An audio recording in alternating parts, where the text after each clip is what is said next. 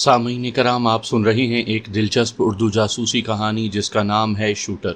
ये स्नाइपर के सिलसिले का पार्ट 3 है और आप सुन रहे हैं शूटर की किस्त नंबर 17। मुझे उम्मीद है आपको मेरी ये काविश पसंद आ रही होगी। आपने अगर अभी तक मेरा चैनल कहानी घर सब्सक्राइब नहीं किया तो अभी मेरे चैनल को सब्सक्राइब करके बेल नोटिफिकेशन ऑन कर लीजिए ताकि आने वाली हर नई कहानी की इत्तला बर वक्त आप तक पहुंच सके। मैंने कहा, तुमने बिल्कुल गलत सोचा है। मैं भागने वालों में से नहीं, भगाने वालों में से हूँ। अलबत्ता ये सच है कि इस वक्त बाड़मीर में मौजूद नहीं हूँ। वो मायनी खेज लहजे में बोला, तो बताओ कहाँ मौजूद हो, हम वहीं आ जाते हैं। मैंने संजीदा होकर कहा, एक मशवरा दूं? उसने बेनियाजी जाहिर की। ज़रूरत महसूस नहीं करता। फिर भी सुन लो, मैं ज़ोर देते हुए बोला।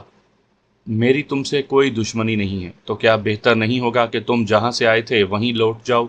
वो नखुवत से बोला, बताया तो है बेटा, मेरे पास आकर ज़िंदगी की भीख मांगो, शायद मुझे तरस आ जाए। मैं गहरा सांस लेते हुए बोला, तो तुमने तय कर लिया है कि मेरी ही गोली से मरना है?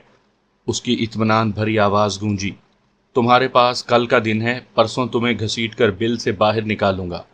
मैंने उसे मतून किया, जानता हूँ, इंडियन सरकार के कंधों पर चढ़कर तुम खुद को फन्ने खान समझ रहे हो। अगर इंडियन सरकार मेरे साथ होती तो कब का तुम्हें गिरफ्तार किया जा चुका होता और तुम्हें मारना मकसूद होता। तब भी कम से कम 3 मरतबा मुझे ऐसा मौका मिला कि तुम्हारी खोपड़ी में गोली उतार सकता था, मगर मैंने ढील देकर तुम्हें माफ़ी मांगने का मौका दिया।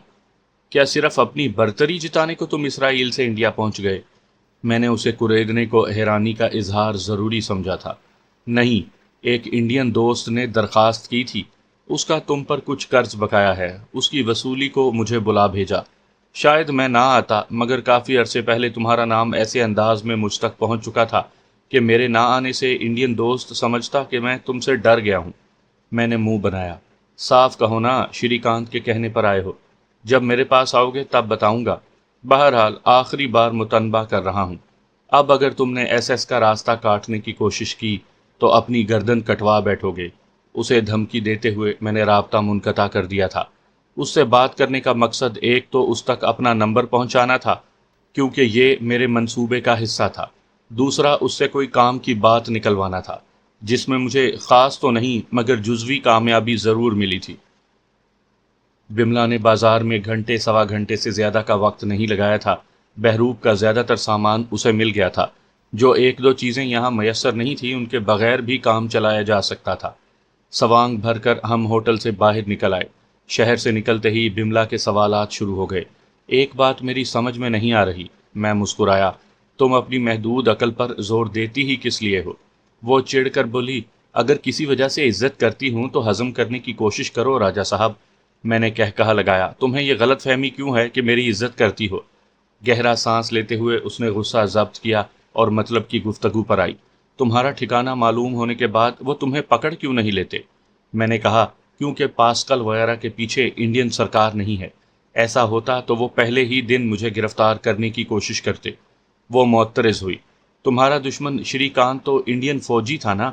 मैंने इस बात में सर हिलाया। ऐसा ही है, लेकिन अमेरिका में स्नाइपर कोर्स के दौरान में वो मेरे दोस्त की गोली से ज़ख्मी हुआ था, जिसके बाद अमेरिकन सरकार ने उसे काफ़ी रकम दी थी। तब उसने नौकरी को खैर बात कह दिया था। उसने एक और हैरानी उछाली, और तुम्हारे साथ इतनी ज़्यादा दुश्मनी किस लिए कि इसराइल से स्नाइपर मंगवा लिए? वही हिंदू मुस्लिम की अज़ली दुश्मनी जो क़याम पाकिस्तान के बाद दोनों कौमों की फितरत सानिया बन चुकी है। उसकी हैरानी बरकरार रही।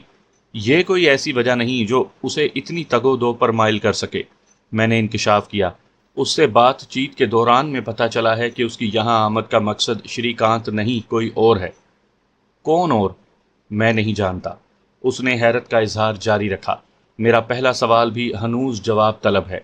बेशक इंडियन सरकार उनके पीछे ना हो, लेकिन मुखबरी करके तुम्हें गिरफ्तार करवाना कोई मुश्किल तो नहीं। मैं हंसा। फ़कीर को फ़कीर अच्छा नहीं लगता। क्या मतलब? उसने ताज्जुब जाहिर किया। मैंने वजाहत की, असूल दुनिया है कि किसी भी फ़न के माहिर को दूसरा माहिर अच्छा नहीं लगता। बतौर स्नाइपर मेरा नाम कुछ ज़्यादा मशहूर हो गया है। इसमें मेरी महारत से ज़्यादा हालात का दखल है, और यही वजह है कि पास्कल ने मुझे निशाना बनाने के बजाय ढील दिए रखी। वो मुझे ज़हनी तौर पर इतना मरूब और मफलूज करना चाहता है कि मैं उसके सामने घुटने टेक दूं। باقی نشاندہی کرنے والے آلے کی وجہ سے اسے یہ تو یقین ہے کہ جب چاہے مجھے تلاش کر کے ٹھکانے لگا سکتا ہے۔ وہ منہ بناتے ہوئے بولی، حالانکہ اسے چاہیے تھا کہ پہلی بار تمہیں آگاہ کرتے ہی تمہاری کھوپڑی میں گولی ٹھوک کر اپنی جان چھڑا لیتا، انڈین سرکار کی اور میری بھی۔ میں نے اسے ڈانٹا، یہ کہتے ہوئے شرم آنی چاہیے، تمہارا استاد ہوں۔ وہ اطمینان سے بولی، گولی تو نہیں مار رہی، بس اپنی خواہش بتا رہی ہوں۔ میں فلسفیانہ انداز میں بولا، جانتی ہو جب اللہ پاک کی منشا نہ ہو تو موت کی نوید دینے والے سارے اسباب زندگی کی بشارت دینے لگتے ہیں۔ آگ کا کام جلانا ہے لیکن ابراہیم علیہ السلام کے لیے گلزار بن گئی، سمندر کا کام ڈبونا ہے لیکن موسیٰ علیہ السلام کی قوم کے لیے راستہ بن گیا، چھری کا کام کاٹنا ہے لیکن اسماعیل علیہ السلام کے گلے پر نہ چلی، مچھلی کا معدہ یونس علیہ السلام کی رہائش بن گیا، اور جب رب کی مرضی اس کے خلاف ہو تو زندگی و عزت کے سارے اسباب الٹ نتائج دینے لگتے ہیں۔ نمرود کو تخت پر بٹھا کر جوتے پڑوائے اور وجہ ایک ننھا سا مچھر بنا۔ فرعون اپنی قوم کے ساتھ اسی پانی میں غرق ہوا جس پانی میں بنی اسرائیل کے لیے راستے بنے تھے۔ شداد تمام اختیارات رکھنے کے باوجود اپنی بنائی ہوئی جنت نہ دیکھ سکا۔ قارون، حامان، ابو جہل کی دولت، اختیارات اور عہدے انہیں ذلیل و خوار ہونے سے نہ بچا سکے۔ تم نے جتنی بھی مثالیں دی ان میں سے ایک بھی میری سمجھ میں نہیں آئی۔ میں بے نیازی سے بولا، تو مختصراً یہ سمجھ لو بی بی کہ جسے اللہ رکھے اسے کون چکھے۔ وہ منہ بناتے ہوئے بولی، تو پہلے ہی کہہ دیتے، اتنا لمبا بھاشن دینے کی ضرورت کیا تھی؟ میں نے تانا کسا، کسی کوڑ مغز کو سمجھانے کو مغز کھپانا پڑتا ہے بی بی۔ وہ ترکی با ترکی بولی، تم سے بڑا کوڑ مغز کون ہوگا؟ جب دشمن کی کار نظروں میں آ جائے تو اس کے آئل ٹینک میں گولی مار کر انہیں زندہ جلا دو، اتنا کھٹ راگ پھیلانے کی ضرورت کیا ہے؟ پہلی وجہ یہ ہے کہ دشمن نے مجھے مارنے کے بجائے گھیر کر نیچا دکھانے کی کوشش کی، اس لیے انہیں مارنے سے پہلے یہ باور کروانا ضروری ہے کہ وہ کس کے ہاتھوں ہلاک ہو رہی ہیں۔ دوسرا، تم جو فلمی منظر آزمانا چاہتی ہو ایسا صرف فلموں ہی میں ممکن ہے۔ وہ طنزیہ انداز میں بولی، تمہارا مطلب ہے آئل ٹینک میں گولی لگنے کے بعد جب گاڑی دھماکے سے پھٹ جاتی ہے ایسا نہیں ہوتا؟ میں اطمینان سے بولا، بالکل میں یہی کہہ رہا ہوں۔ اس نے اشتیاق سے پوچھا، وضاحت کر سکتے ہو؟ چھوٹے ہتھیاروں کے ایمونیشن میں عام طور پر بال راؤنڈ مستعمل ہوتے ہیں۔ یہ نرم سیسے کی بنی گولیاں ہوتی ہیں جن پر تانبا چڑھا ہوتا ہے اور آدمیوں کے خلاف استعمال کی جاتی ہیں۔ دوسرا بختر دوز راؤنڈ ہوتے ہیں جو سخت فولاد کی بنی گولیاں ہوتی ہیں اور گاڑیوں، بختر بند گاڑیوں کے خلاف استعمال کی جاتی ہیں۔ تیسرا ٹریسر راؤنڈ ہوتے ہیں کہ گولی کے نچلے حصے میں ایک مادہ بھرا ہوتا ہے جس کی وجہ سے یہ گولی اپنی پرواز کے دوران میں نظر آتی ہے۔ چوتھا آتش گیر راؤنڈ ہوتے ہیں، ان گولیوں میں فاسفورس کی طرح مادہ بھرا ہوتا ہے اور یہ گولیاں ہدف پر لگنے کے بعد آگ لگا دیتی ہیں۔ پانچویں بختر دوز آتش گیر راؤنڈ ہوتے ہیں، یہ گولیاں نرم چادر کے اندر گھس کر آگ لگا دیتی ہیں۔ صاف مطلب یہ کہ ہم عام طور پر جتنا بھی ایمونیشن استعمال کرتے ہیں تمام بال راؤنڈ ہوتے ہیں۔ میرے پاس بھی SR-1 کے ایمونیشن میں فقط بال راؤنڈ ہی ہیں۔ یہ جب گاڑی کے آئل ٹینک میں لگیں گی تو ٹینک میں سوراخ کرنے کے علاوہ کچھ نہیں ہوگا اور گاڑی کا نقصان اتنا ہوگا کہ تیل بہہ کر ضائع ہو جائے گا اور بس۔ اگر آئل ٹینک میں آگ لگانا ہو تو اس کے لیے آتش گیر گولیوں کا بندوبست کرنا پڑے گا جنہیں کوئی اسلحہ کمپنی ہی بنا سکتی ہے، اور ہمارے پاس اتنی مہلت ہے نہ ہمیں ان کی ضرورت ہے تو رہنے دیتے ہیں۔ وہ معترض ہوئی، جب ہر قسم کی گولیاں بازار میں دستیاب ہیں تو SR-1 کی آتش گیر گولیاں کیوں نہیں مل سکتی؟ میں نے گہرا سانس لیتے ہوئے غصہ ضبط کیا۔ محترمہ، ہر رائفل کے اندر وہی گولی استعمال ہو سکتی ہے کہ گولی کا قطر بیرل کے برابر اور کھوکھے یعنی کیس کی لمبائی اور موٹائی رائفل کے چیمبر کے مطابق ہو۔ ایک ذرا سے فرق سے بھی گولی فائر نہیں کی جا سکے گی۔ وہ اطمینان سے بولی، واہ گرو کی سوں کچھ بھی پلے نہیں پڑا۔ میں وضاحت کرتے ہوئے بولا، پاک آرمی میں استعمال ہونے والی مشہور اسالٹ رائفل G3 میں 7.62x5 کی ایک گولی استعمال ہوتی ہے اور اسی قطر کی گولی 7.62x5 LMG میں بھی استعمال ہوتی ہے، اور بینہ اسی حجم کی گولی سٹائر سنائپر رائفل میں بھی استعمال ہوتی ہے۔ اس وجہ سے تینوں ہتھیاروں میں ایک دوسرے کی گولی استعمال ہو سکتی ہے، جبکہ کلاشنکوف میں بھی 7.62 قطر ہی کی گولی پڑتی ہے، مگر وہ 7.62x39 کی گولی ہوتی ہے۔ اس لیے کلاشنکوف کی گولی G3 وغیرہ پر استعمال نہیں کی جا سکتی اور نہ G3 وغیرہ کی گولی کلاشنکوف پر چلائی جا سکتی ہے۔ رینج ماسٹر میں 12.7/99 کی گولی استعمال ہوتی ہے، جبکہ مشہور ایک گن 12.7 mm کی گولی 12.7/107 ہوتی ہے۔ اس لیے مذکورہ دونوں ہتھیاروں کی گولیاں ایک دوسرے میں استعمال نہیں کی جا سکتی۔ SR1 کی گولی 8.65/79 ہوتی ہے، تو بتاؤ ذرا اس قطر کی گولی کہاں سے ملے گی؟ وہ نادم ہوئی۔ معذرت، میں اسلحے کے بارے میں اتنی جانکاری نہیں رکھتی۔ یوں ہی گپ شپ کرتے ہم علاقہ چھانتے رہے۔ اس دوران 2-3 مقامات ایسے آئے جو ہمارے کام آ سکتے تھے، لیکن کسی بہتر جگہ کی تلاش نے مجھے واپس نہ مڑنے دیا۔ سورج غروب ہونے والا تھا جب ایسا مقام نظر آ گیا جہاں میں دشمن کے لیے پھندا تیار کر سکتا تھا۔ مطلوبہ جگہ کے قریب پہنچ کر ہم نے مل گجے اندھیرے میں کمین گاہ تیار کی۔ اس مقصد کو فولڈنگ بیلچہ ہمارے پاس موجود تھا۔ ریت کی وجہ سے کھدائی اتنی بھی مشکل ثابت نہیں ہوئی تھی۔ ایک مناسب گڑھا کھود کر ہم نے اسے سرکنڈوں وغیرہ سے اس انداز میں ڈھانپا تھا کہ گڑھا چھپ گیا تھا۔ بملا کو میں نے دوبارہ اچھی طرح سمجھا دیا تھا کہ اس نے کیا کرنا ہے۔ ضروری کارروائی کے بعد ہم واپس چل پڑے۔ ہماری رفتار کافی تیز تھی کیونکہ پہلے تو جگہ کی تلاش میں پھر رہے تھے اور ہماری مخصوص منزل نہیں تھی۔ اب تو بس ہوٹل تک جانا تھا۔ بڑی سڑک تک پہنچنے کو ہم نے دوسرا راستہ استعمال کیا تھا تاکہ وہاں پہنچنے کے ایک سے زیادہ راستے ہمیں معلوم ہوں۔ اگلے روز ناشتے کے بعد ہم جانے کو تیار تھے۔ میں نے بملا کی کار میں جانا تھا، اس کے لیے کرائے کی جیپ کا بندوبست کیا ہوا تھا۔ اس نے اپنا حلیہ بالکل مردوں والا بنایا ہوا تھا۔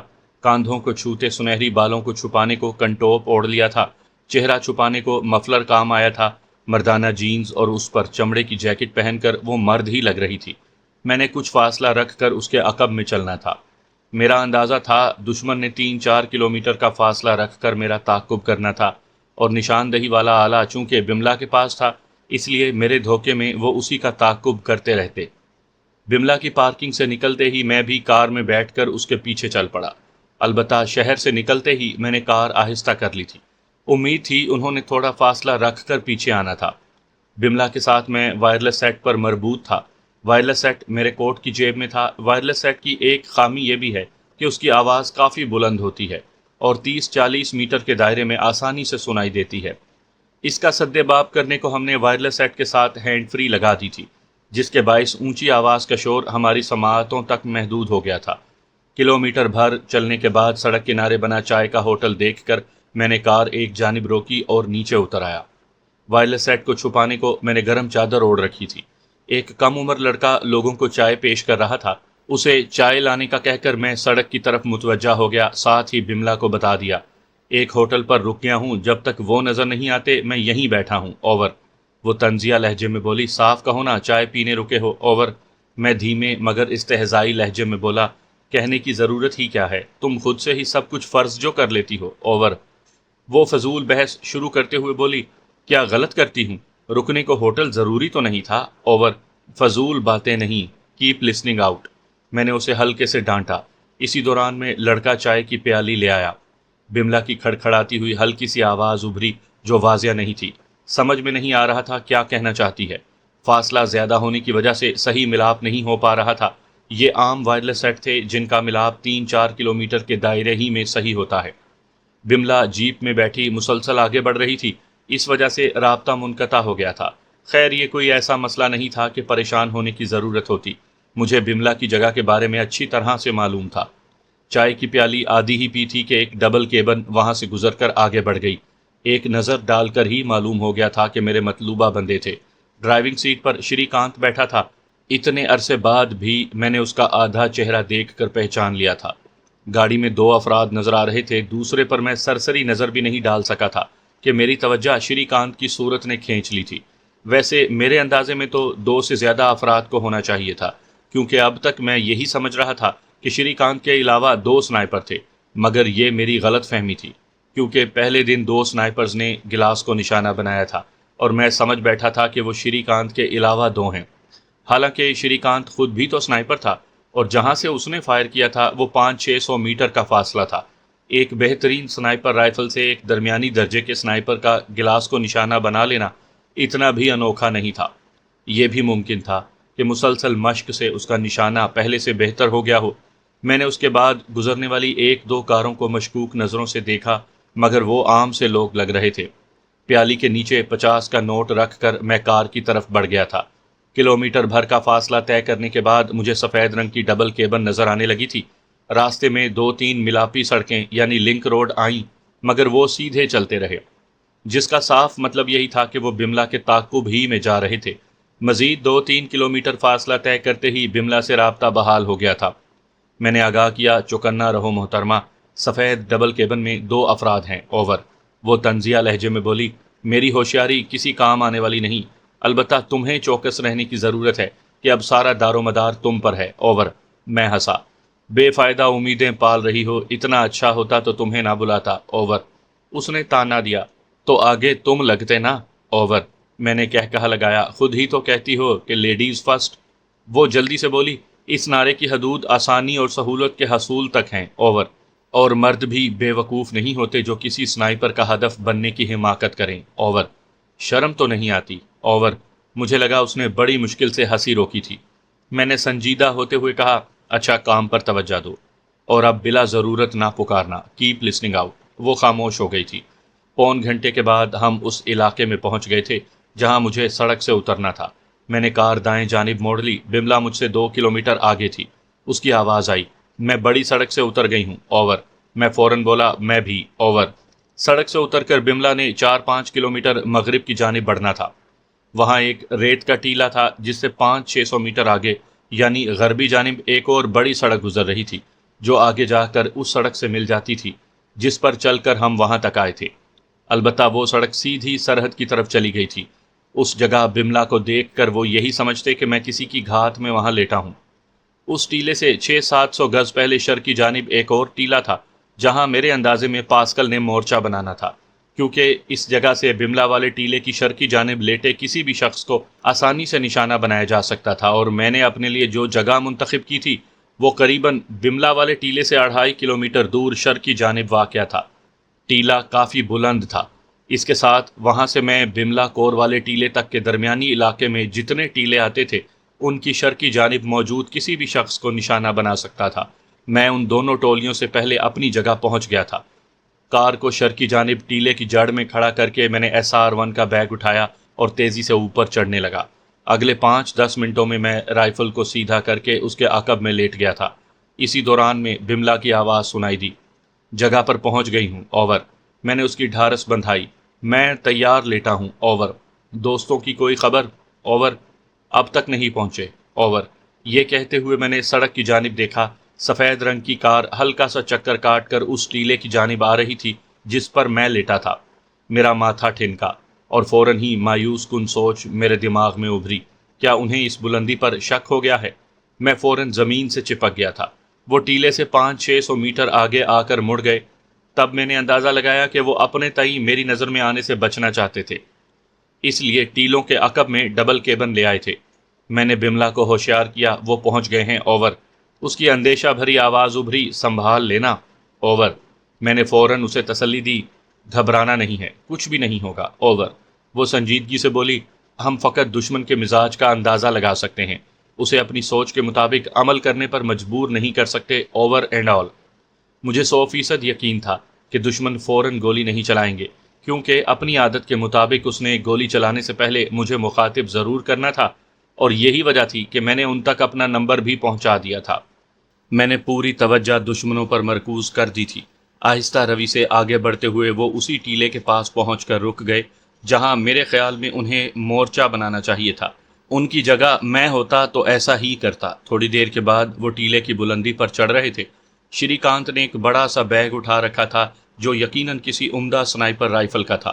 میں نے سرعت سے فاصلہ وغیرہ ناپا، دوسری ضروری کاروائیاں پوری کی اور شست سادھ لی۔ وہ 1480 میٹر کی دوری پر موجود تھے، اور یہ فاصلہ SR-1 کے لیے کوئی حیثیت رکھتا تھا نہ SS کے لیے۔ دشمن بھی تیاری کی کاروائیوں میں مصروف تھا۔ اچانک میرے سامنے رکھے موبائل فون کی گھنٹی بجنے لگی۔ سکرین پر شری کانت کا نمبر ظاہر ہو رہا تھا۔ میں نے بملا کو کہا، پشپا اپنا موبائل فون اس طرح کان سے لگا لو گویا کسی سے بات کر رہی ہو، اوور۔ فوراً جواب آیا، روجر، یعنی میں سمجھ گئی ہوں۔ اس کا جواب سنتے ہی میں نے گھنٹی وصول کرنے کا بٹن دبا دیا۔ ابے بڑوے، کیا کہا تھا تیری؟ میں گولی میں ہی اتاروں گا۔ شری کانت کی منحوس آواز میری سماعتوں میں گونجی۔ میں نے موبائل فون کو اسپیکر پر ڈال دیا تھا۔ پاسکل کی آسانی کی خاطر شری کانت بھی انگریزی ہی میں بات کر رہا تھا۔ میں ہنسا۔ گٹر سے ڈھکن اٹھانے اور تمہارے ہونٹ ہلانے سے ایک جیسا نتیجہ برآمد ہوتا ہے۔ اسی وقت پاسکل کی اطمینان بھری آواز ابھری، شاید معلوم نہیں کہ تم میرے نشانے پر ہو۔ میں ہنستے ہوئے بولا، تم سوچ بھی نہیں سکتے کہ میں اس وقت کہاں موجود ہوں۔ اسی وقت مجھے لگا رائفل کے عقب میں لیٹے شخص نے گولی چلائی ہے۔ تبھی بملا کی بوکھلائی ہوئی آواز آئی، بیڑا غرق راجے، میری سنائپر رائفل کی ٹیلی اسکوپ سائٹ میں گولی لگی ہے، اوور۔ میں نے موبائل فون کا رابطہ منقطع کرتے ہوئے بملا سے کہا، گڑھے میں کود جاؤ۔ بملا کو آڑ مہیا کرنے کے لیے ہم نے گزشتہ روز ہی اتنا گہرا گڑھا کھود لیا تھا جہاں بملا عارضی طور پر چھپ سکتی تھی۔ اس گڑھے پر ہم نے گھاس پھوس ایسے انداز میں پھیلا دی تھی کہ دور سے نظر نہیں آ سکتا تھا۔ اس کی طنزیہ آواز ابھری، جیسے ہی ٹیلی اسکوپ نشانہ بنی میں گڑھے میں کود گئی تھی جناب۔ اسی وقت موبائل فون کی گھنٹی دوبارہ بجی۔ میں نے فوراً بٹن دبا کر کال وصول کی۔ پاسکل کا کہا ابھرا، برخوردار، فیصلہ کن مرحلہ آ گیا ہے اور تمہاری مہلت ختم ہو چکی ہے۔ کیا چاہتے ہو؟ میں نے بے بسی کا اظہار مناسب سمجھا تھا۔ وہ اطمینان سے بولا، تمہیں شرط بتا چکا ہوں۔ میں نے کھلکھلاتے ہوئے صاف انکار کیا، یہ ناممکن ہے۔ تو پھر مرنے کے لیے تیار ہو جاؤ۔ میں گنگنایا، مرنا آسان ہے لیکن مجھے آتا ہی نہیں۔ ساتھ میں اس کا انگریزی میں ترجمہ بھی کر دیا تھا۔ شری کانت نے منحوس آواز میں کفر بکا، شاید سوچتے ہو کہ یہ گڑھا تمہیں بچا لے گا، مگر اب ایسے پھنسے ہو کہ تمہارا اللہ بھی تمہیں نہیں بچا سکتا۔ میں نے پوچھا، مسٹر پاسکل، کیا تمہیں بھی ایسا ہی لگتا ہے؟ وہ سنجیدگی سے بولا، مسٹر ایس ایس، تمہیں قتل تو اب بھی نہیں کروں گا، کیونکہ جس شخص نے مجھے بلایا ہے اس نے تاکید کی ہے کہ تمہیں اس تک صحیح سلامت پہنچاؤں۔ وہ تمہیں من چاہی سزا دینا چاہتا ہے۔ یہ بات کرتے ہوئے ایسا لگا تھا کہ وہ کچھ پی بھی رہا ہے۔ بلا شبہ اپنے تئیں اس نے مجھے گھیر لیا تھا، اور اتنا یقین تو اسے تھا کہ کوئی سنائپر آڑ چھوڑنے کی حماقت کسی صورت نہیں کر سکتا۔ میں بظاہر گڑھے میں چھپا تھا، اور گڑھے سے نکلنے کا مطلب جان سے جانا تھا، اس لیے ایسی غلطی میں کبھی نہ کرتا۔ تو سچ میں وہ شری کانت کے علاوہ کوئی اور ہے؟ میں نے سچ اگلوانے کی حیرت کا اظہار ضروری سمجھا تھا۔ شری کانت غلاظت اگلتے ہوئے بولا، وہ مہاراج کرن چاولہ ہیں بھڑوے، اور وہ نہیں چاہتے کہ تم انڈین ایجنسیوں کے ہاتھ چڑھو۔ تمہارا حساب کتاب وہ خود چکتا کرنا چاہتے ہیں۔ ممکن ہے اپنی رکھیل، یعنی جسے تم لوگوں کے سامنے دیدی بولتے ہو، اس طوائف دیدی کا پتہ بتانے سے تمہاری جان بھی بچ جائے۔ شاید تمہیں زندہ چھوڑ دیتا، مگر میری دیدی کا نام اپنی گندی زبان سے لے کر تم نے دردناک موت مقدر کر لی ہے۔ تم جیسے کتے، اس نے بکواس شروع ہی کی تھی کہ میں نے اس کی کمر کے نیچے کولوں کے بیچ شست سادتے ہوئے لبلبی دبا دی۔ گولی کو نشانہ ڈھونڈنے میں ذرا بھی مشکل پیش نہیں آئی تھی۔ اس کی بلند و بانگ چیخ نے اعلان کیا کہ اسے بھونکنے کی سزا مل گئی تھی۔ اس کے ہمراہ لیٹا پاسکل اچھل کر سیدھا ہوا۔ میری اطمینان بھری آواز ابھری، اگر ذرا بھی حرکت کی تو یہیں ان سب افسانوں کے ثبوت مہیا کر دوں گا جو تم ایس ایس کے متعلق سنتے رہے ہو۔ تم کہاں ہو؟ اس کی نظریں اسی ٹیلے کی جانب اٹھی تھی جہاں میں موجود تھا۔ تم اسی طرف دیکھ رہے ہو برخوردار؟ کیا خیال ہے ایک چھوٹے سے آلے کے سہارے ہمیشہ مجھے الو بنائے رکھو گے؟ دیکھ لو، تمہیں اسی آلے کے سہارے گھیرا ہے۔ اسے کہتے ہیں جیسا منہ ویسی چپیڑ۔ اس نے شکست خوردہ انداز میں لمبا سانس کھینچا۔ تو تمہیں پتہ چل گیا تھا؟ ہاں، اور یہ بائیں ہاتھ میں کیا پکڑا ہے؟ وہ گڑبڑا کر بولا، برانڈی کی بوتل ہے۔ عادی شرابی معلوم ہوتا تھا کہ ایسے مشن پر بھی شراب کی بوتل لانا نہیں بھولا تھا۔ میں ہنسا۔ فتح کے حصول سے پہلے جشن منانا شروع کر دیا؟ یہ تو ٹھیک نہیں ہے دوست۔ اس نے صفائی دی، جشن نہیں منا رہا؟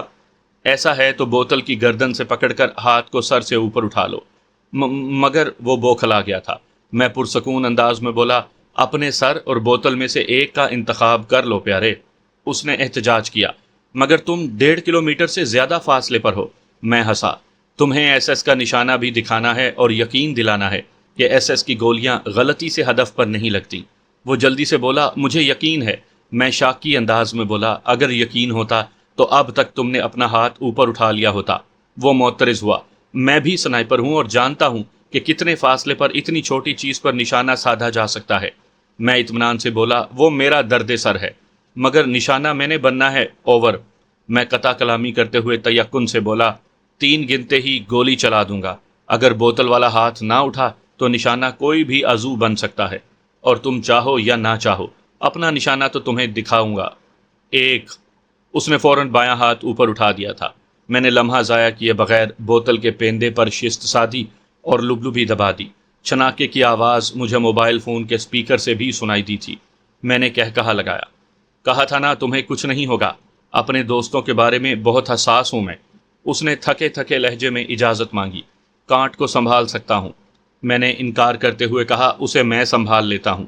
پاسکل شکست خوردہ لہجے میں بولا، میرے خیال میں اسے کافی سزا مل گئی ہے۔ ایک سانپ کو زندہ چھوڑا تو اس نے تمہیں بلا لیا، اس نے کسی اور کو بلا لینا ہے تو رہنے دو یار، کیا سنبھالتے رہو گے؟ میں تمہاری مشکل آسان کر دیتا ہوں۔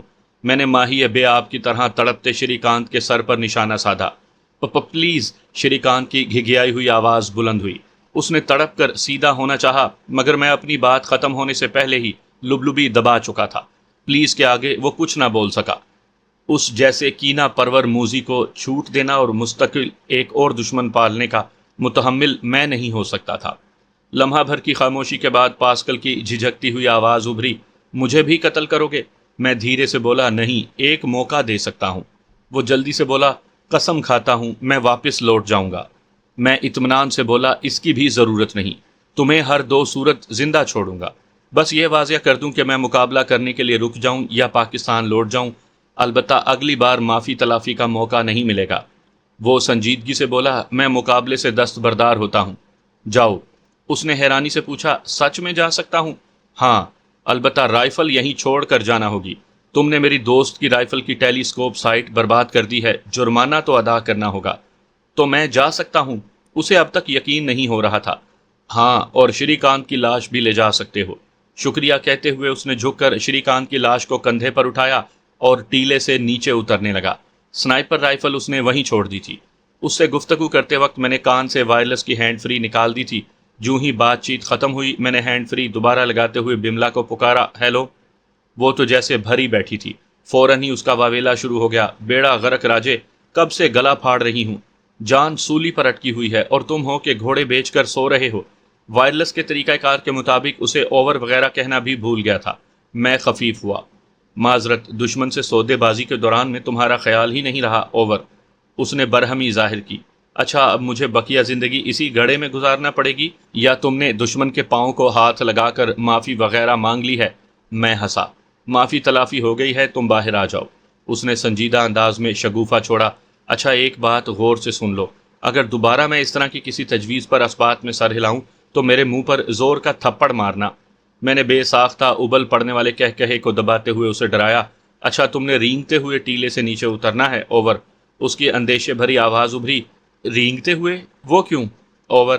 میں گہری سنجیدگی سے بولا، غربی جانب بھی دشمنوں کا ایک سنائپر موجود ہے، اس سے رابطہ نہیں ہو پا رہا تو تمہیں ایسا ہی کرنا ہوگا جیسا میں کہہ رہا ہوں، اوور۔ وہ جھلاتے ہوئے بولی، میرا دماغ خراب تھا جو تمہاری مدد کرنے دوڑی چلی آئی، اب خود تو آرام سے لیٹے ہو اور دشمن پورے صحرا میں مجھے گھسیٹ رہے ہیں۔ میں ہنسا، مدد کرنے آئی ہو تو برداشت بھی پیدا کرو، اوور۔ اس نے موضوع تبدیل کیا، رائفل یہیں چھوڑ دوں، اوور۔ میں ہنسی دباتے ہوئے بولا، تمہاری اپنی چیز ہے، میں کیا مشورہ دے سکتا ہوں، البتہ نشاندہی کرنے والے آلے کو وہیں پھینک دینا، اوور۔ اس دوران میں میری نظریں پاسکل پر گڑی تھی جو گاڑی میں بیٹھ کر سڑک کی طرف روانہ ہو گیا تھا۔ اس نے احمقانہ انداز میں پوچھا، کیا نئی ٹیلی اسکوپ سائٹ مل جائے گی، اوور؟ میں طنزیہ انداز میں بولا، میں نے کبھی اس سے زیادہ احمقانہ سوال نہیں سنا، ایک سنائپر ہوتے ہوئے تمہیں اتنا معلوم نہیں، اوور۔ وہ ترشی سے بولی، اسلحے کی بیوپاری نہیں ہوں، سمجھے؟ یہ رائفل بھی کسی نے تحفے میں دی تھی جو تمہاری وجہ سے کسی کام کی نہیں رہی، اور اب اس کی بھرپائی تم نے ہی کرنا ہے، اوور۔ پاسکل کی گاڑی سڑک کی طرف روانہ ہو گئی تھی۔ میں نے شست بملا کی طرف موڑی جو رینگتے ہوئے ریت کے ٹیلے سے نیچے اتر رہی تھی۔ اچھا، اب کھڑی ہو جاؤ اور اپنی جیپ میں دشمنوں والے ٹیلے کے پاس پہنچو، اوور۔ وہ درست لہجے میں غرائی، تم نے جھوٹ کہا تھا نا کہ غربی جانب بھی دشمن موجود ہیں، اوور۔ یہ کہتے ہوئے وہ کھڑی ہو گئی تھی۔ میں نے کہا لگانے پر اکتفا کیا۔ وہ جلے کٹے لہجے میں بولی، اگر دشمنوں کی کمین گاہ کی طرف جانے کی ہدایت بھی کسی مذاق کا حصہ ہے تو کرپیا مجھے معاف کر دیں، اوور۔ ایسا کچھ نہیں ہے، اوور۔ میں نے مسکراتے ہوئے اسے تسلی دی۔ اس نے چپ سادھ لی۔ میں وہیں لیٹا اطراف کا جائزہ لیتا رہا۔ سپہر ہو چکی تھی، سردیوں کا دن ڈھلنے کو پر تول رہا تھا، لیکن میں احتیاط کا دامن ہاتھ سے نہیں چھوڑ سکتا تھا۔ بملا چکر کاٹ کر ٹیلے کی شرقی جانب پہنچی۔ اس دوران میں پاسکل کی گاڑی سڑک کے پاس پہنچ کر نظروں سے اوجھل ہو گئی تھی۔ ٹیلے کے دامن میں جیپ روکتے ہوئے بملا نے وہ سوال پوچھا جو اسے بہت پہلے پوچھنا چاہیے تھا، دشمنوں کا کیا ہوا؟ اوور. میں نے کہا بتایا تو تھا، ان سے مذاکرات ہو گئے ہیں، اب تک تو کافی دور جا چکے ہوں گے. اوور.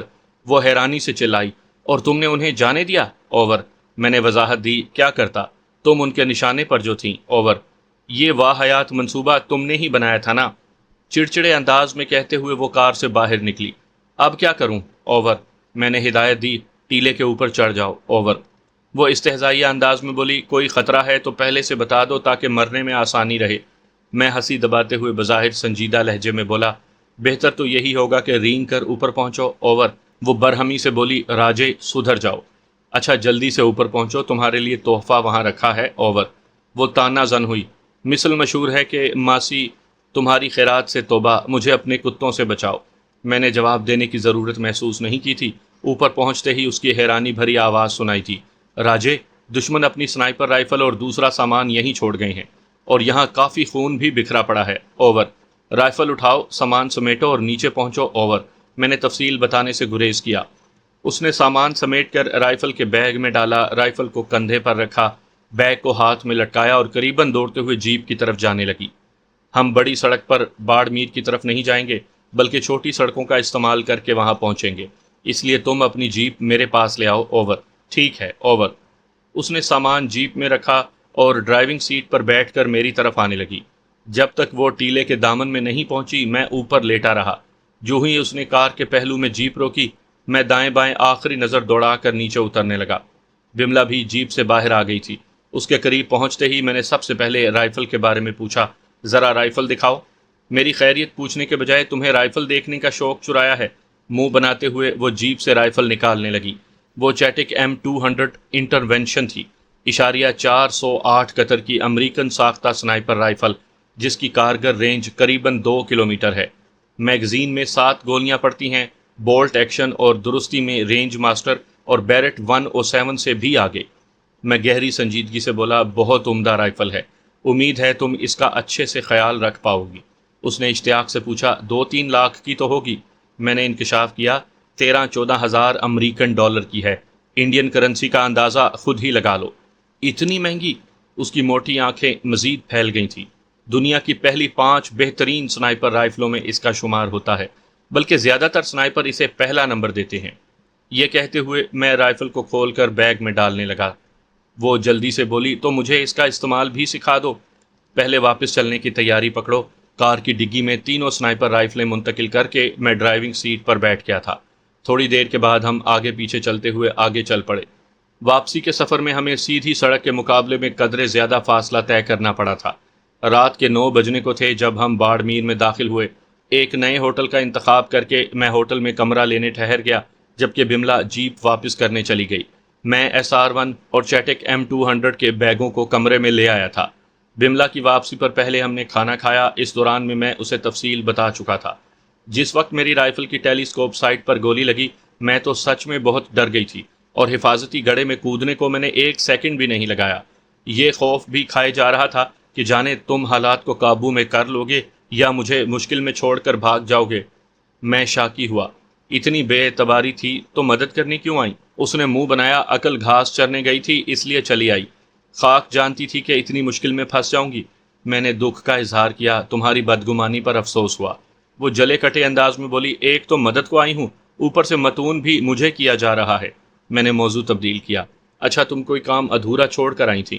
اس نے نفی میں سر ہلایا. مذاق کیا تھا. میں سنجیدگی سے بولا. اب میرے لائق کوئی خدمت؟ وہ جلدی سے بولی. مجھے اس رائفل کے بارے میں جاننا ہے. اور میں اسے چیٹک M200 کے بارے میں بنیادی باتیں بتانے لگا. میں نے اسے صرف ایک بار استعمال کیا تھا اور میرے لیے اتنا کافی تھا. یوں بھی سنائپر رائفلوں میں زیادہ فرق نہیں ہوتا. ان میں سب سے اہم ٹیلی اسکوپ سائٹ ہے، کیونکہ اسی پر رینج لگتی ہے. اسی سے دائیں بائیں کا فرق نکالا جاتا ہے. اسی کے ذریعے ہدف کو نزدیک دیکھنا ممکن ہوتا ہے. اگر LRF لیزر رینج فائنڈر فاصلہ ناپنے والا آلہ نہ ہو تو ٹیلی اسکوپ سائٹ کے اندرونی منظر سے فاصلہ بھی ناپا جا سکتا ہے. اندھیرے میں فائر کرنے کو اس کا اندرونی منظر روشن بھی کیا جا سکتا ہے. ہوا کی رفتار ونڈ میٹر سے ناپی جاتی ہے، لیکن ہوا کا جو گولی پر اثر پڑتا ہے اس کا حق ٹیلی اسکوپ سائٹ ہی پر رکھا جا سکتا ہے. مختصر یہ کہ سنائپر رائفل سے ٹیلی اسکوپ سائٹ اتار دی جائے تو سنائپر رائفل اور اسالٹ رائفل میں کوئی فرق نہیں رہے گا، بلکہ سنائپر رائفل کارکردگی کے لحاظ سے اسالٹ رائفل سے بھی کم نتائج دے گی. 3-4 گھنٹے تک میں اسے مختلف چیزوں کے بارے میں سکھاتا رہا۔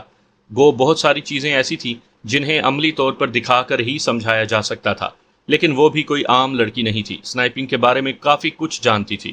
وہ لجاجت سے بولی، کیا ایسا نہیں ہو سکتا کہ تم ہفتے کے لیے واپسی مؤخر کر دو؟ میں نے نفی میں سر ہلایا۔ پلوشے خفا ہو جائے گی۔ میں سمجھی نہیں، وہ حیران رہ گئی تھی۔ میں نے سنجیدگی سے پوچھا، کبھی کسی سے محبت کی ہے؟ مجھے گہری نظروں سے دیکھتے ہوئے اس نے نفی میں سر ہلا دیا۔ میں اطمینان سے بولا، تو پھر میرا فلسفہ تمہاری سمجھ میں نہیں آئے گا۔ تو کیا ارادہ ہے؟ اس نے اصرار نہیں کیا تھا۔ ایک ٹولی سے میرے ساتھیوں کی بات ہوئی تھی، ان کے 4-5 آدمی تو پاسکل کے ہاتھوں ہلاک ہو گئے ہیں۔ بچ جانے والوں سے بات کرتا ہوں، امید ہے سرحد پار کرنے میں مدد دیں گے۔ اس نے پوچھا، تمہیں یقین ہے پاسکل واپس لوٹ جائے گا؟ میں نے بے پرواہی سے کندھے اچکائے۔ کچھ کہہ نہیں سکتا، البتہ اس کے انداز سے ظاہر ہو رہا تھا کہ فی الحال کوئی شرارت نہیں کرے گا۔ وہ منہ بناتے ہوئے بولی، اگر ایسا ہوتا تو تم اتنی دیر رائفل کے عقب میں لیٹے اس کی نگرانی نہ کرتے۔ جب تک سڑک پر چڑھ کر اس کی گاڑی نظروں سے اوجھل نہ ہو گئی، تم نے اپنی جگہ سے ہٹنے کی ہمت نہ کی۔ میں نے صاف گوئی سے اگلا، دشمن سے معاہدہ ہونے کا مطلب یہ نہیں کہ وہ قابل اعتبار ہو گیا۔ معاہدے کی پابندی میں خود تو کر سکتا ہوں، دشمن کو مجبور نہیں کر سکتا۔ اس نے موضوع تبدیل کیا، کیا میری مزید مدد چاہیے ہوگی؟ میں نے نفی میں سر ہلایا۔ فی الحال تو بالکل نہیں، البتہ دوبارہ انڈیا آنا ہوا تو ضرور رابطہ کروں گا۔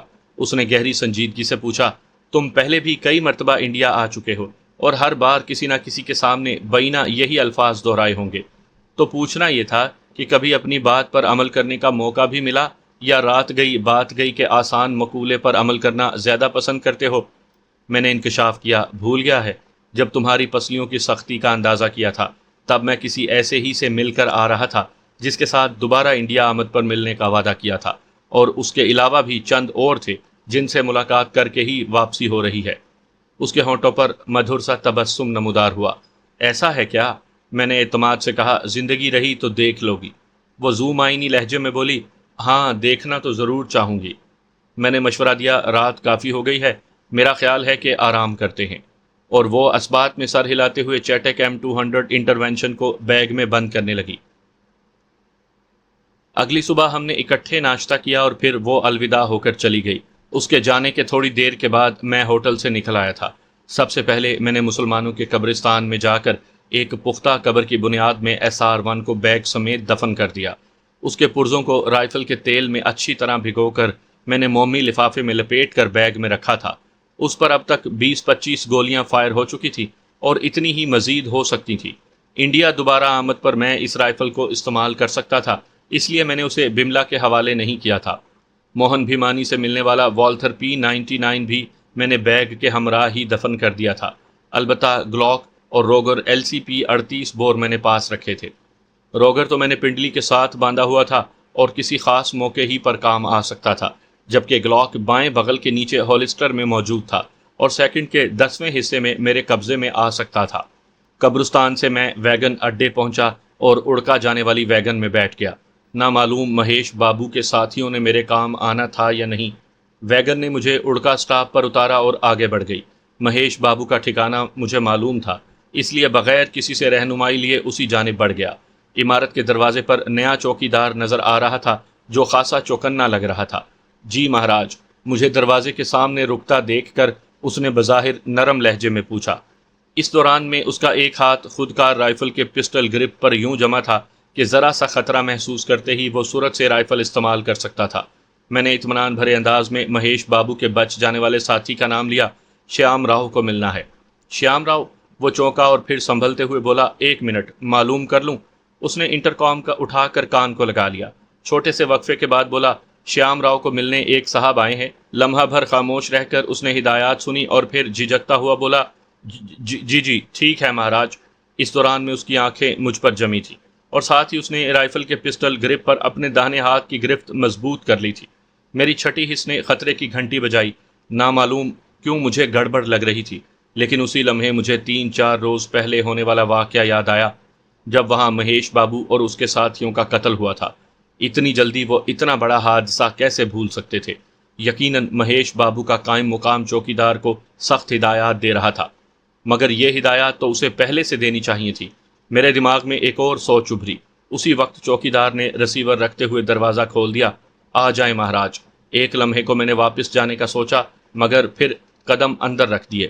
چوکیدار نے دروازہ بند کرتے ہوئے کہا، اسی روش پر سیدھا چلتے جائیں، آگے بندے موجود ہیں۔ میں نے گہری نظر سے چوکیدار کو دیکھا جو کن اکھیوں سے مجھ پر نظر رکھے ہوئے تھا۔ کوئی گڑبڑ تھی یا وہ چوکیدار احمق تھا؟ لمحہ بھر سوچ کر میں کندھے جھٹکتا ہوا پختہ روش پر آگے بڑھ گیا۔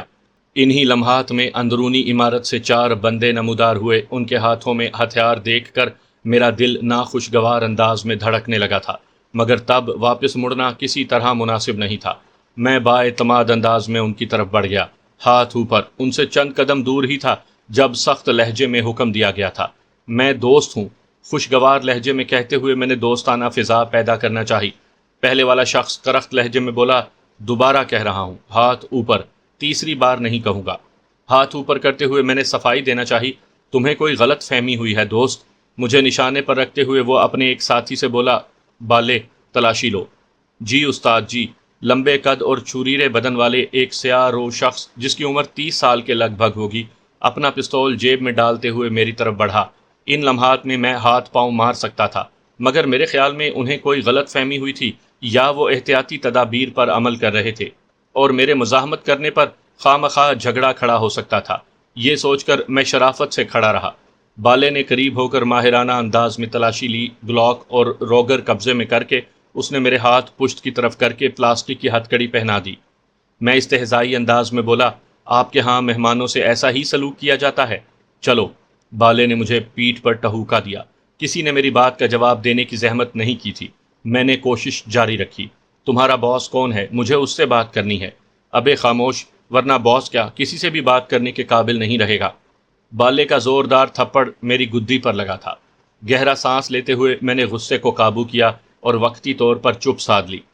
چوڑی راہداری سے گزر کر وہ ایک نشست گاہ میں داخل ہوئے جہاں صوفوں پر 3 مرد اور ایک جوان سال لڑکی بیٹھے دروازے کی طرف متوجہ تھے۔ مجھے ساتھ لانے والوں نے فوراً نشستیں سنبھال لی تھی۔ بالے نے مجھے کثرتی جسم رکھنے والے جوان شخص کے سامنے کھڑا کیا اور خود بھی نشست سنبھال لی۔ اس کا رنگ ہلکا سانولا اور نقوش جاذب نظر تھے۔ وہاں موجود اکلوتی لڑکی اس کے پہلو میں بیٹھی تھی۔ لڑکی بھی اچھی خاصی خوبصورت تھی، سرخ و سفید رنگ، بھورے بال، شوخ شرارتی اور پرکشش آنکھیں، باریک یاقوتی ہونٹ جنہیں سرخی سے یوں لیپا گیا تھا گویا کسی کا خون پی کر بیٹھی ہو، بھرا بھرا بدن جو چست پاجامے سے سنبھالا نہیں جا رہا تھا۔ چست جامے میں وہ کچھ ایسے نظر آتے ہیں جس طرح پھولے ہوئے پاؤں جرابوں میں ملیں۔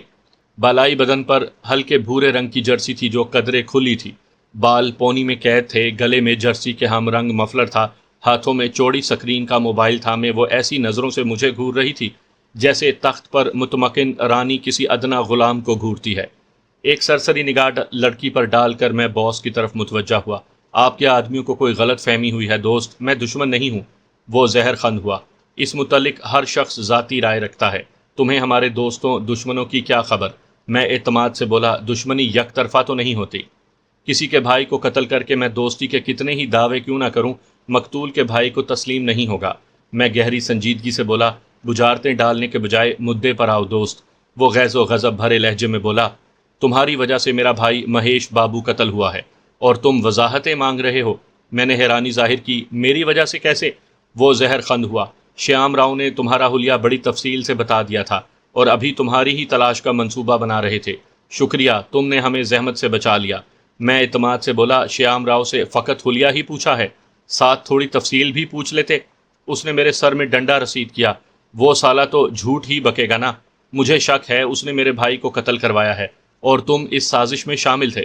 میں نے وضاحت کی، ایسی بات نہیں ہے دوست، حملہ آور ایک سنائپر تھا اور اس نے دور سے نشانہ لگا کر فائرنگ کی تھی۔ وہ طنزیہ انداز میں بولا، اور اس حملے میں فقط شیام اور تم ہی جان بچا پائے؟ واہ کیا خوبصورت اتفاق ہے۔ میں اعتماد سے بولا، بالکل ایسا ہی ہوا ہے۔ اگر تمہاری کہانی تسلیم کر لیں تب بھی دشمن سنائپر کو تم اپنے پیچھے لگا کر لائے تھے، اور وہ تمہارا دشمن ہوتا تو میرے بھائی کے بجائے تم پر گولی چلاتا۔ صاف ظاہر ہے تم اس کے ساتھ ملے ہوئے تھے۔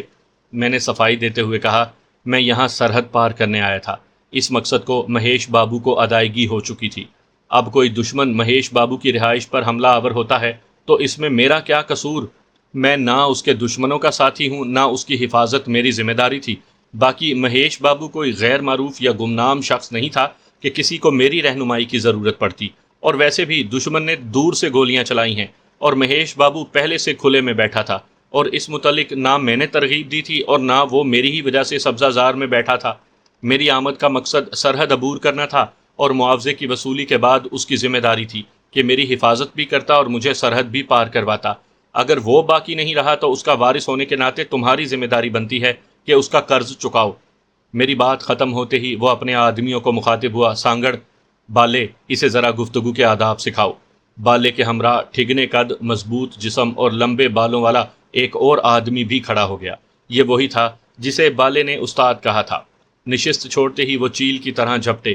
بالے نے مجھے گریبان سے پکڑ کر گھما کر زمین پر دے مارا، اور پھر دونوں نے مجھے ٹھوکروں پر رکھ لیا۔ سالے، رمیش بابو کے سامنے اکڑ دکھاتا ہے۔ دونوں مجھے روئی کی طرح دھنکنے لگے۔ ہاتھ بندھے ہونے کی وجہ سے میں اپنا دفاع تو کیا بچاؤ بھی نہیں کر سکتا تھا۔ بے غیرتوں نے چند منٹ میں میرا حلیہ بگاڑ کر رکھ دیا تھا۔ ان کے پیچھے ہٹنے پر میں بامشکل سیدھا ہوا اور صوفے کے پائے سے پشت ٹیک کر بیٹھ گیا۔ میرے ہونٹ اندر سے پھٹ گئے تھے۔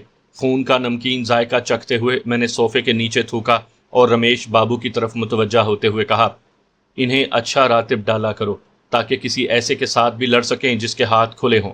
لڑکی کا مترنم کہا بلند ہوا۔ وہ بالے اور سانگڑ کو مخاطب ہوئی، سن لیا؟ تیری تو، سانگڑ مرکھنے سانڈ کی طرح جھپٹا۔ ٹھہرو۔ رمیش کا سخت لہجہ سن کر سانگڑ ایک دم ساکت ہو گیا۔ میں استہزائیہ انداز میں بولا، میرے ہاتھ کھلے ہوتے تو ضرور تالی بجا کر رمیش بابو کی مہارت کی داد دیتا۔ بے شک اچھی طرح سدھایا ہوا ہے انہیں۔ لڑکی نے حیرانی بھرے انداز میں پوچھا، تمہیں ڈر نہیں لگتا؟ میں نے پرسکون انداز میں کہا، مجھ کو سولی پر چڑھا کر بھی دکھی ہے دنیا، وہ میری موت نہیں آنکھوں میں ڈر مانگتی ہے۔ رمیش بیزاری بھرے لہجے میں بولا، سن بے، اپنی تکالیف کو بڑھانے کے بجائے میرے چند سوالوں کے جواب دو تاکہ تمہیں چھوڑنے یا مارنے کا فیصلہ کیا جا سکے۔ میں نے پر اعتماد لہجے میں دھمکی اگلی، غلط جگہ ہاتھ ڈال رہے ہو، کیا لگتا ہے مجھے مار کر خود بھی زندہ بچ جاؤ گے؟ ہاں، رمیش بابو متکبرانہ انداز میں بولا۔ کسی میں اتنی جرت نہیں کہ رمیش بابو کے خلاف کچھ کرنے کا سوچ بھی سکے۔ میں کھلکھلا کر ہنسا، بینا ایسے ہی الفاظ تمہارے بھائی کے منہ سے بھی نکلے تھے جب میں نے خطرہ محسوس کرتے ہوئے اسے چبوترے کے ساتھ آڑ لینے کو کہا تھا۔ تمہارا نام؟ رمیش بابو نے میری نصیحت کو ہوا میں اڑا دیا تھا۔ میں شرافت سے بولا، آکاش چڈھا۔ اس نے منہ بنایا۔ میں نے اصل نام پوچھا ہے۔ میں مصر ہوا۔ شناختی کارڈ دیکھ سکتے ہو، یہی میرا اصل نام ہے۔ وہ گھٹیا انداز میں بولا، ابے بھوتنی کے، کیوں اپنی کھال اتروانے پر تلا ہے؟ میں ناک سے روٹی کھاتا ہوں۔ آکاش چڈھا تیری بہن کا یار تو ہو سکتا ہے، تم خود نہیں۔